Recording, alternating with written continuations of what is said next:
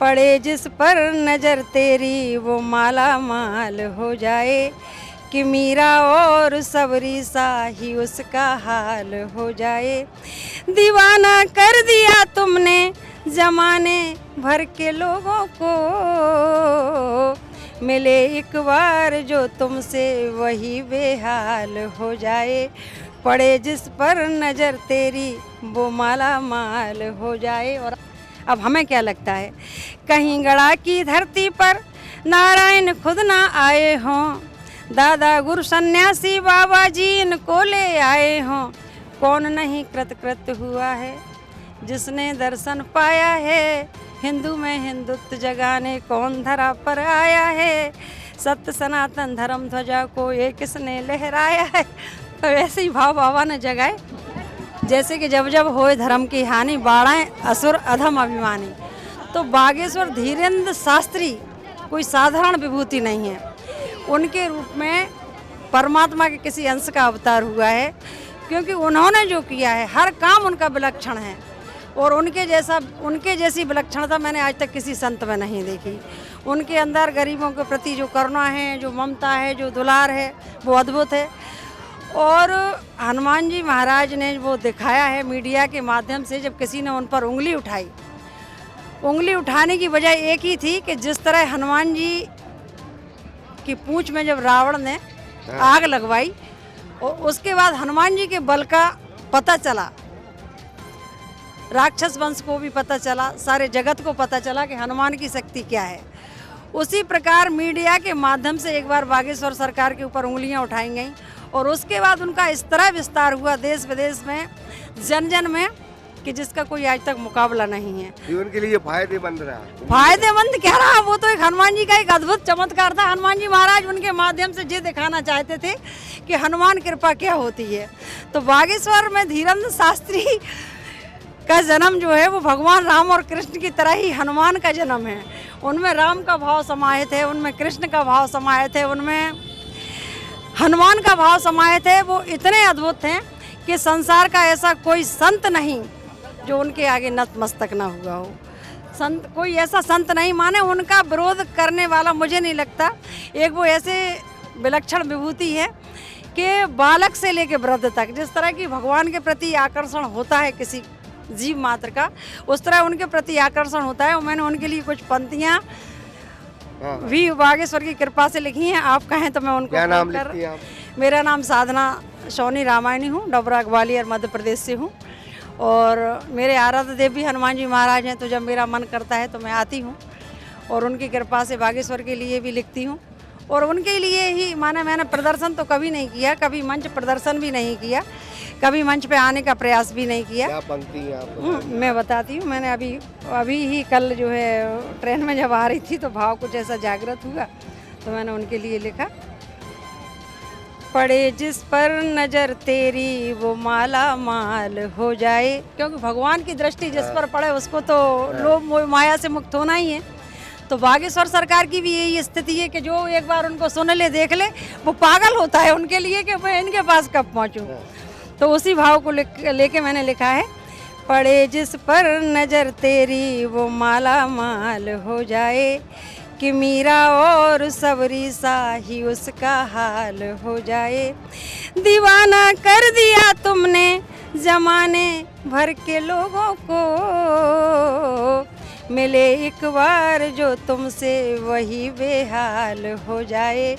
पड़े जिस पर नजर तेरी वो माला माल हो जाए। और आज की स्थिति क्या है, जो भीड़ बढ़ रही है दिन रात, कई मिलने की चाहत में पड़े दरबार में तेरे, कई मिलने की चाहत में पड़े हैं द्वार पे तेरे, न जाने कब मेहर तेरी मेरे सरकार हो जाए, न जाने कब मेहर तेरी मेरे सरकार हो जाए।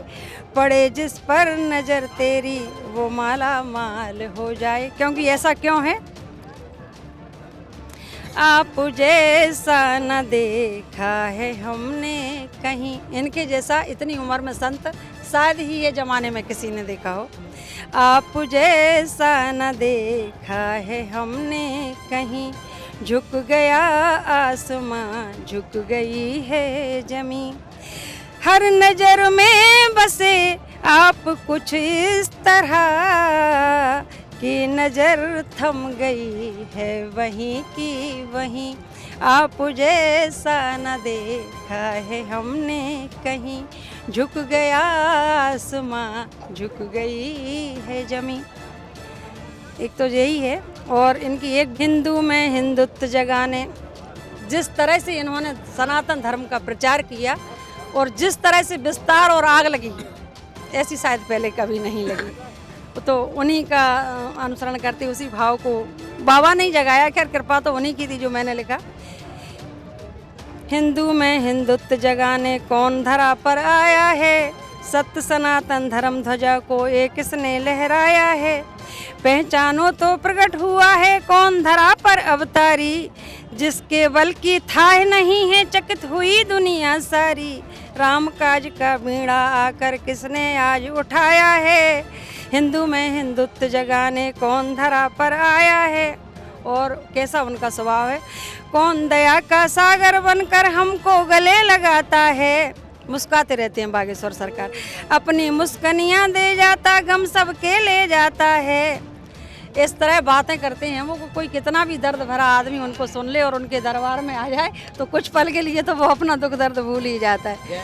कौन दया का सागर, कौन दया का सागर बनकर हमको गले लगाता है। अपनी मुस्कनियाँ दे जाता गम सबके ले जाता है।